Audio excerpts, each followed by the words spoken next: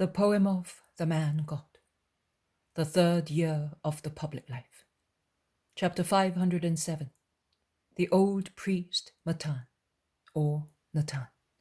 8th of October, 1946. When Peter enters the house, he has the same depressed gesture as he had at the Jordan after wading the Bethabara. As if he were exhausted, he throws himself onto the first seat he finds and holds his head in his hands. The others are not so dejected, but they are all more or less upset, pale looking. I would say bewildered. The sons of Alphaeus, James of Zebedee and Andrew hardly reply to the greetings of Joseph of Sepphoris and of his wife, who arrives with an old maidservant and some new bread, still warm, and various foodstuffs. There are traces of tears on Barsiam's cheeks.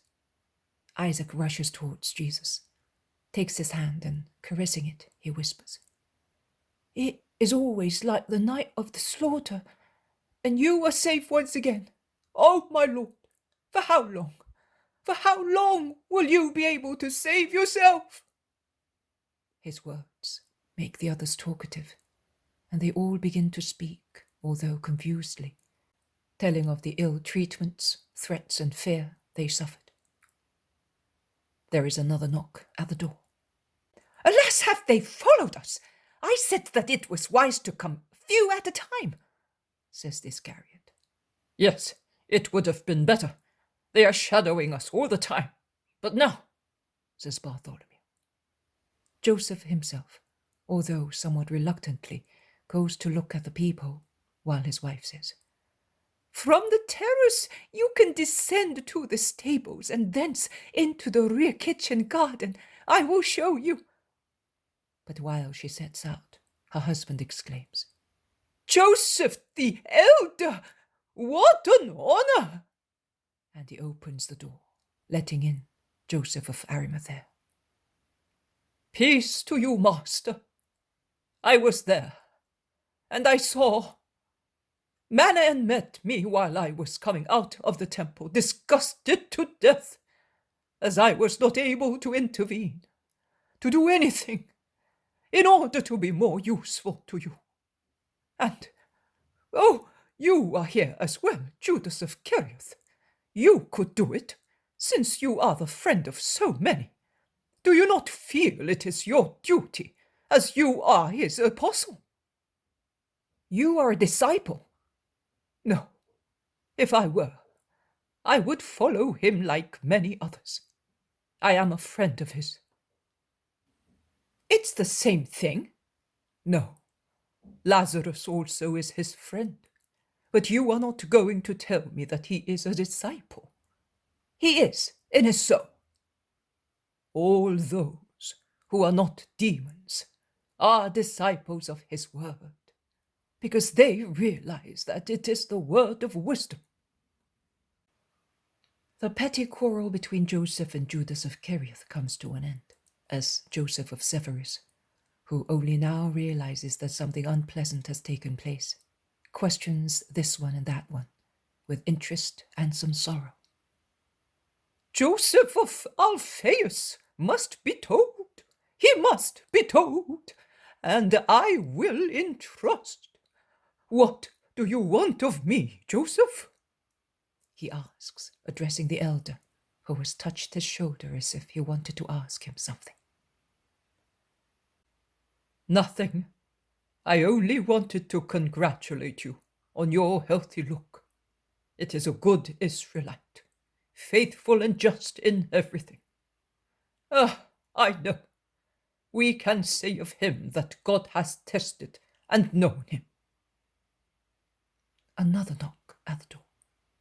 The two Josephs go together towards the door to open it, and I see Joseph of Arimathea bend to say something in the ear of the other one, who reacts with great surprise and turns round for a moment to look at the apostles. He then opens the door. Nicodemus and Manaen come in, followed by all the shepherd disciples present in Jerusalem, that is, Jonathan and the ex-disciples of the Baptist. Then, with them, there is John the priest, with another very old man and Nicolaus.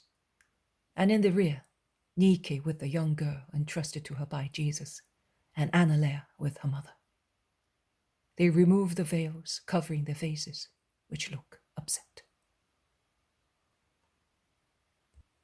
Master, what is happening?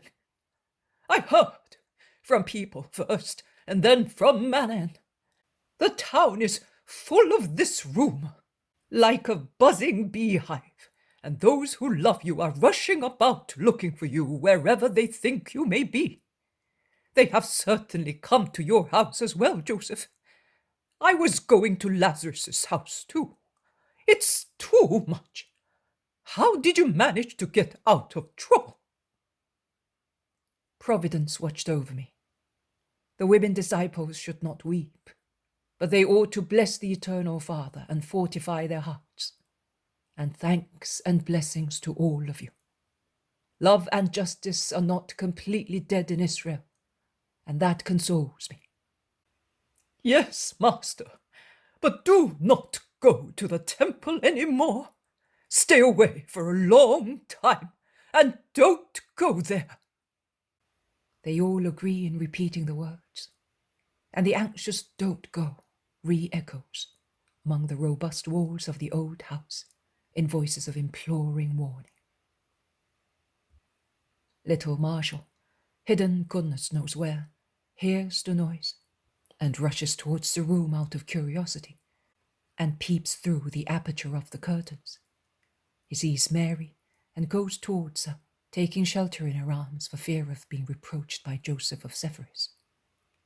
But Joseph is too excited and busy listening to this one and that one, giving advice and approving, and so forth, to pay attention to him, and he notices him only when the boy, to whom old Mary has said something, goes to Jesus and kisses him, throwing his arms round his neck. Jesus embraces him with one arm, drawing him towards himself, while he replies to the many people who are telling him what they think is best to do. No, I am not moving from here. You may go to Lazarus, who was waiting for me, and tell him that I cannot go. I, a Galilean and a friend of the family for years, am staying here until tomorrow evening. Then I will decide where to go. You always say so. Then you go back there. But we will not let you go back again. At least I will not. I really thought you were doomed, says Peter, while 2 tears well in his bulging eyes. I have never seen the like, and it's enough. I have made up my mind, if you do not reject me.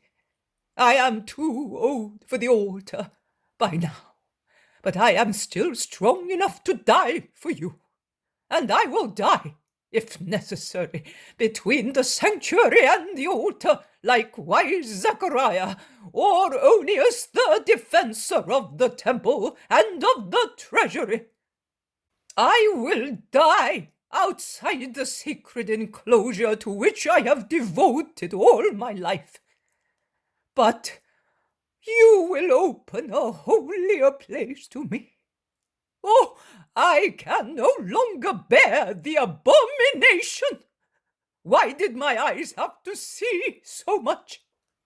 The abomination seen by the prophet is already within the walls, and it is rising and rising like the impetuous water of the flood, on the point of submerging a town.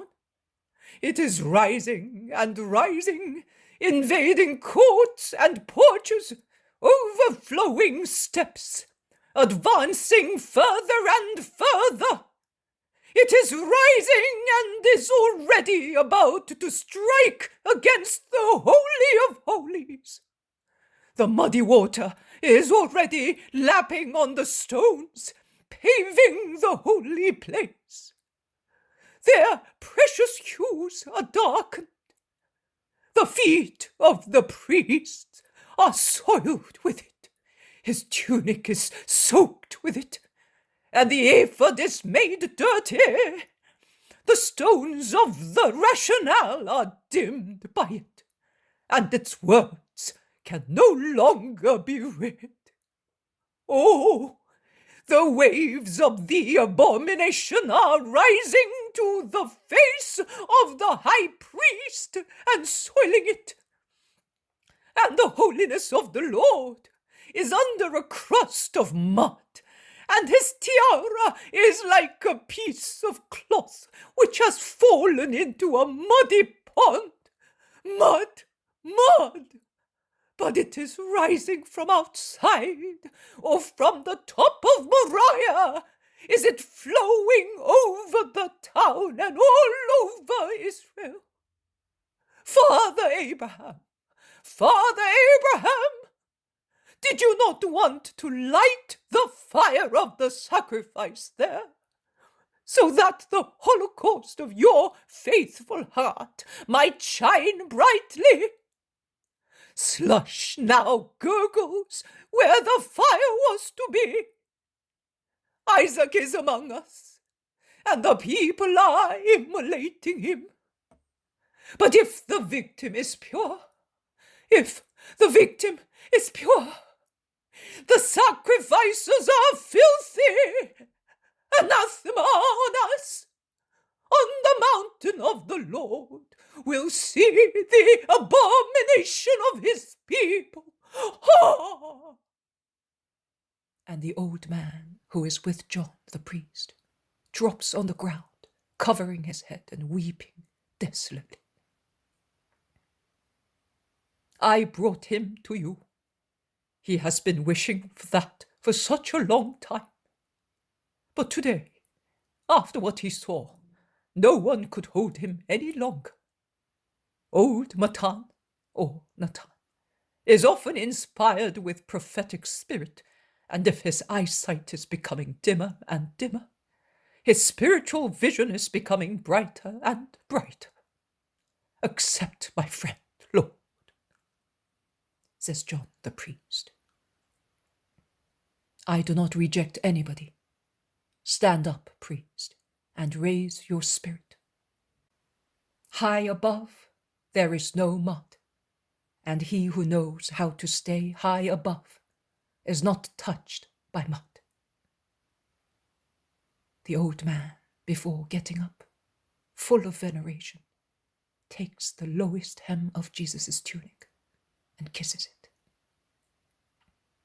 The women, and Annalea in particular, are weeping under their veils, still deeply moved, and the words of the old man increase their weeping. Jesus calls them, and with lowered heads they come near him from the corner where they were staying.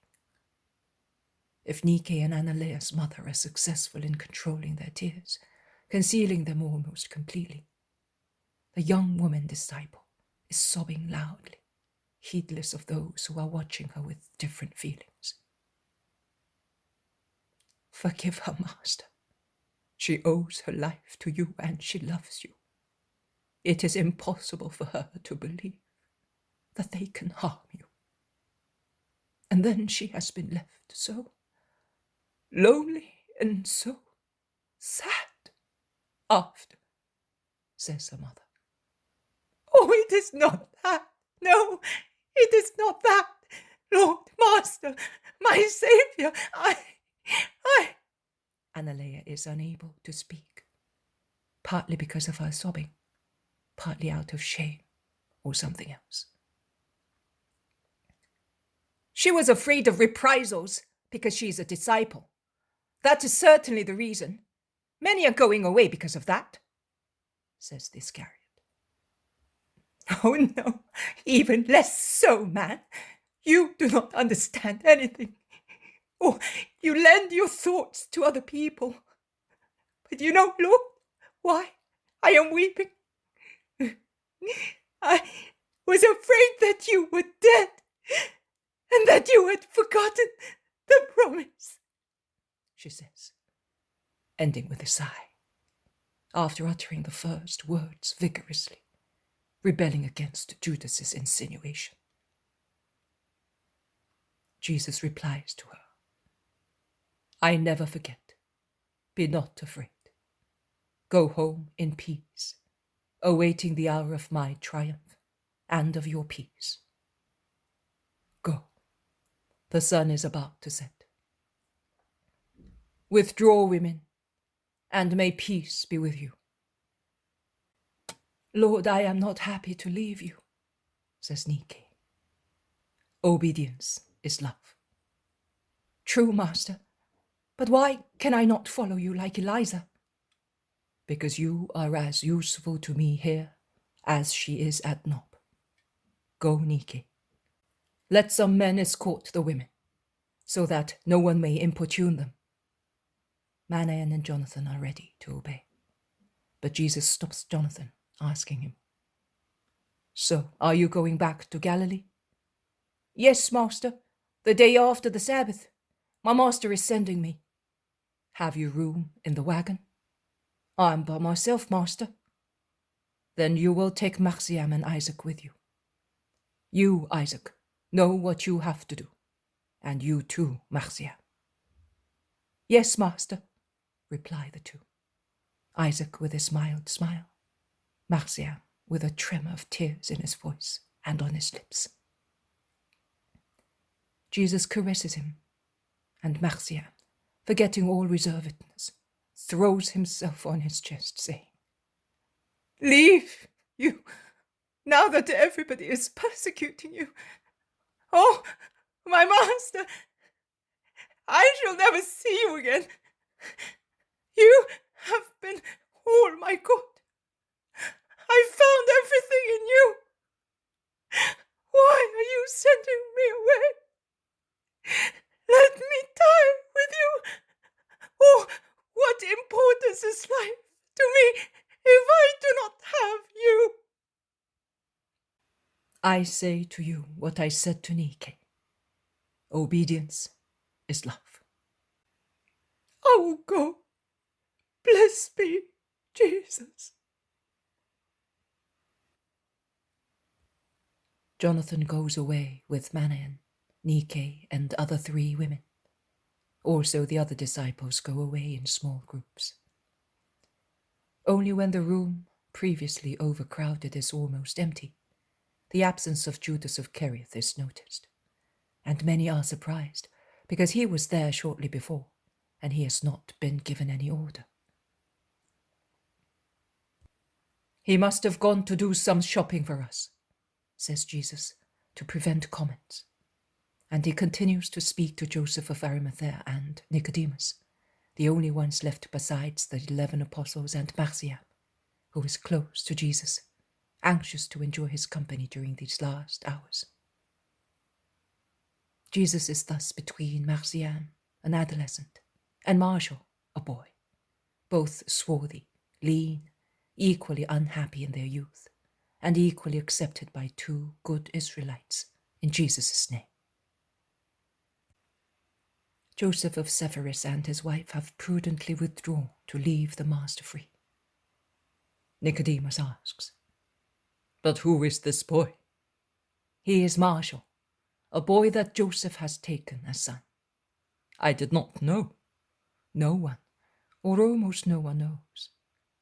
He is a very humble man. Anybody else would have made his gesture known, remarks Joseph. Do you think so? Go, Marshall. Take Marciam to see the house, says Jesus. And when the 2 have gone, he resumes speaking. You are mistaken, Joseph. How difficult it is to judge according to justice.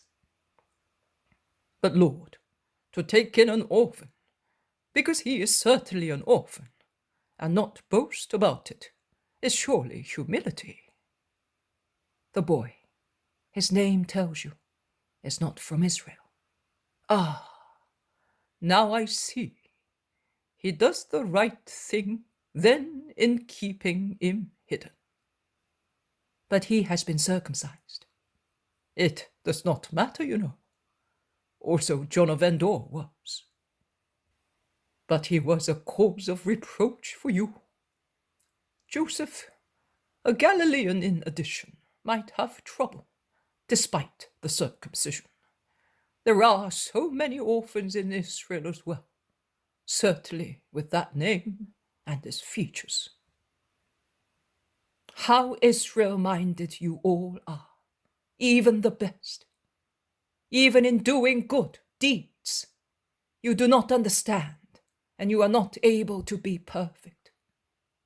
Do you not yet understand that one only is the Father of heaven, and that each creature is his child? Do you not yet understand that man can have only one reward and only one punishment, and that it is really a reward or a punishment? Why become slaves to the fear of men? But that is the fruit of the corruption of the divine law, which has been altered and oppressed to such an extent by petty human laws as to dull and obscure even the thought of the just people who practice it. In the Mosaic law, therefore, divine, in the pre-Mosaic law, merely moral or risen through celestial inspiration, is it perhaps stated that those who did not belong to Israel could not become part of it? Do we not read in Genesis, when they are 8 days old, all your male children must be circumcised, no matter whether they be born within the household or bought from a foreigner, not one of your descendants? That was stated. Any further addition is your own. I told Joseph, and I am telling you, the ancient circumcision will soon no longer have much importance. A new and truer one will replace it, and on a nobler part. But while the first one lasts, and you, out of loyalty to the Lord, apply it to males born of you or adopted by you, do not be ashamed of having done it also on the flesh of other races. The flesh belongs to the sepulchre, the soul to God. The flesh is circumcised because it is not possible to circumcise what is spiritual. But the holy sign shines on the Spirit, and the Spirit comes from the Father of all men. Meditate on that. There is silence. Then Joseph of Arimathea stands up and says, I am going, Master. Come to my house tomorrow. No, it is better if I do not come. Then come to me to the house on the Mount of Olives, on the road to Bethany. There is peace, and no, not even there. I will go to the Mount of Olives to pray, but my spirit is seeking solitude. Please excuse me. As you wish, Master. But do not go to the temple. Peace to you. Peace to you. The two go away. I would like to know where Judas has gone, exclaims James of Zebedee. I would say, to the poor people, but its purse is here. Do not worry, he will come. Mary of Joseph comes in with some lamps. As the light no longer shines through a thick sheet of mica placed as skylight in the large room, and also the two boys come back in. I am glad to leave you with one whose name is almost like mine. So, when you call him, you will remember me, says Marcia. Jesus draws him to himself. Judas also come in. The maidservant opened the door to him. He is bold, smiling, frank. Master, I wanted to see. The storm has calmed down, and I escorted the women. That virgin is so fearful. I did not say anything to you because you would have stopped me, and I wanted to see whether there was any danger for you. But no one thinks any more about it. The streets are empty on Sabbaths. Very well. Let us stay in peace here now and tomorrow. You're not going back to the temple already, shout the apostles. No, to our synagogue, as good Galilean believers.